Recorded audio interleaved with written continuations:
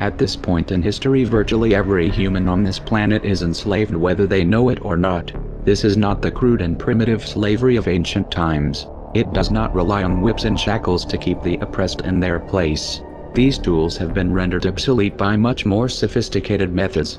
That most of the enslaved are unaware of their condition and would in fact argue fiercely that they are free is a testament to the effectiveness of these invisible chains.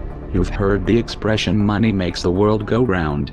There's truth in that. Money is the prime motive for human labor in modern civilization. If you want food, shelter and clothing, you must have money, and unless you are part of the tiny minority who have more money than they could ever spend in their lifetime, then you must work, beg or steal for that money. That's why you get up in the morning to go to work even if you hate your job.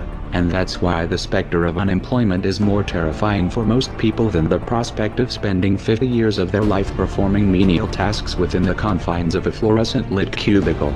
Of course, in Western countries some are fortunate enough to have pulled away from the brink and do not live in fear that their basic needs will be met, at least for now. Yet they keep spinning the hamster wheel. Why? Because money and the bling it ties have become symbols of status and prestige.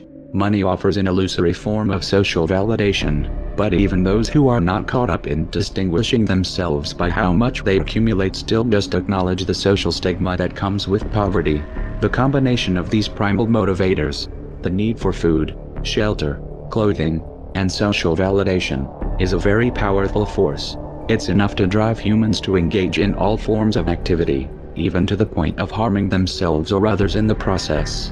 The accumulation of money is therefore an accumulation of social and psychological power, and those who control the creation of money control this power at its source. So who controls the creation of money? Well, in the case of the US dollar, it's not the government. This shouldn't be an earth-shattering revelation. The fact that the Federal Reserve is a private institution owned by a cartel of the world's most powerful banks is quickly becoming common knowledge. Even the mainstream media doesn't deny it at this point. However, the full extent of what this means is only clear when you understand how the banking system really works, and unfortunately this is something we aren't taught in school. Once you have it explained to you in simple terms, you'll understand why. Every dollar in circulation is loaned into existence by a bank. The process begins with the Federal Reserve when they loan out money to the US government and to other entities. You've probably heard this talked about before, especially in regards to the interest rate on these loans, which the Federal Reserve raises and lowers depending on economic conditions. But what is never talked about in the mainstream is the fact that the Fed isn't actually loaning out money that they have. They are merely typing those dollars into existence on a computer. You may be inclined to believe that this money is based on some physical backing like gold, but you would be mistaken. The Federal Reserve hasn't owned any gold since the 1930s. When the Federal Reserve loans money to the US government, the US government gives the Federal Reserve government bonds in exchange.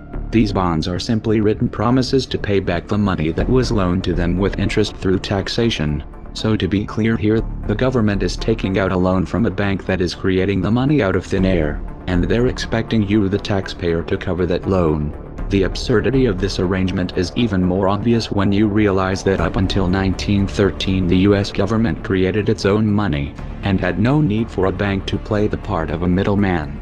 That new money loaned out by the Federal Reserve enters circulation through banks, accumulates in banks, and in the end the banks end up holding all of the cards, but not necessarily for the reasons you may imagine.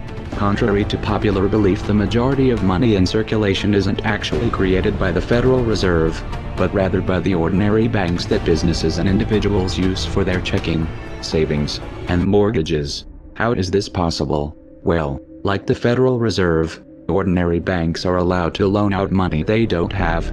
There are of course restrictions. Banks are only allowed to loan 10 times the amount that they actually have.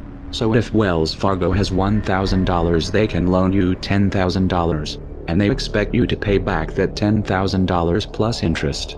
This is called fractional reserve banking. 75% of all money in circulation is created in this manner. Now, as bad as this may seem, it's really only the tip of the iceberg. Most banks structure payment plans so that for many years you are paying almost nothing but interest and only start paying down the principal gradually. The result of this strategy is that in most cases you pay far more in interest when you purchase a house than the house itself is worth. So here's the real question. If all money is created through loans, where does the money come from to pay for the interest? Let's say we reset the system to zero, loan $1,000 into existence and charge 7% interest.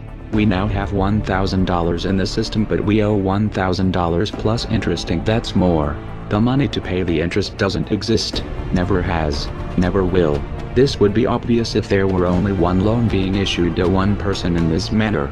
But when performed on a global scale, the reality is hidden, and is transformed into a game of musical chairs where the person ending up without a seat faces bankruptcy and financial ruin. The interest ensures that there is always more debt than money in circulation. Because every dollar in existence is tied to a debt, this creates an unseen force that draws those dollars back to the banks. Like gravity attracts a physical object to Earth. The catch here is that it is the work of the people that moves that money. Every hour that you work to pay back a loan or to keep the government from throwing you in jail over income taxes is an hour worked for the banks. The total receipts from personal income taxes just barely covers the interest on the national debt, and even the principal on that debt all ends up back in the hands of the banks. Once you understand that the money that the banks loans out isn't actually an asset, but is in fact a piece of legal fiction, it should be clear that you are working for these banks for free. This is a cleverly disguised form of slavery. If you manage to maintain your monthly payments, then you are a successful slave, and you are allowed to keep the material comforts that come with that status. But if for some reason you fail to make your monthly payments, then the bank or the IRS takes your house, your car, and anything else you have of value. If somehow, even with this enormous financial advantage, the banks still manage to get themselves into trouble, you, the taxpayer, will be forced to bail them out, no matter what the banks win. To say the game is rigged is an understatement. You might be inclined to think that if you live outside the United States and don't use dollars, then this situation has no bearing on your life. But you would be wrong. The dollar is both a world reserve currency and the only currency in which oil is sold on the global markets. This is often referred to as the petrodollar status. This means that wherever you live, whether your country is an oil exporter or an oil importer, you are affected. If your country is an oil importer, you are affected by the fact that in order to keep your country running, you have to acquire dollars. To acquire those dollars, you have to send goods and services to the United States or to someone else who did. You too are a slave to the bankers.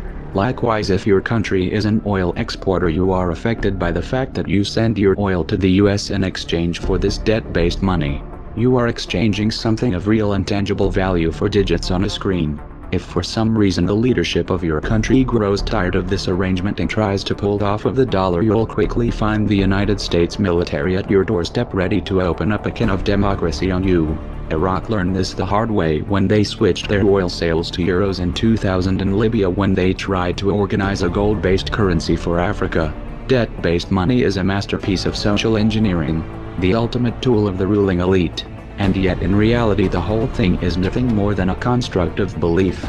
Our chains are chains of the mind, and the path to freedom must also begin in the mind. If we want a better future for our children and grandchildren, we must work right now to reach a critical mass of awakening. That the dangers of excessive and unwarranted concealment of pertinent facts far outweigh the dangers which are cited to justify it.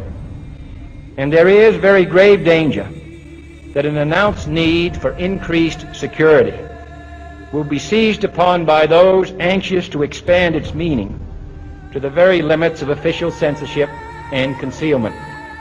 That I do not intend to permit to the extent that it's in my control. For we are opposed around the world by a monolithic and ruthless conspiracy that relies primarily on covert means for expanding its sphere of influence, on infiltration instead of invasion, on subversion instead of elections, on intimidation instead of free choice, on guerrillas by night instead of armies by day. It is a system which has conscripted vast human and material resources into the building of a tightly knit, highly efficient machine that combines military, diplomatic, intelligence, economic, scientific, and political operations.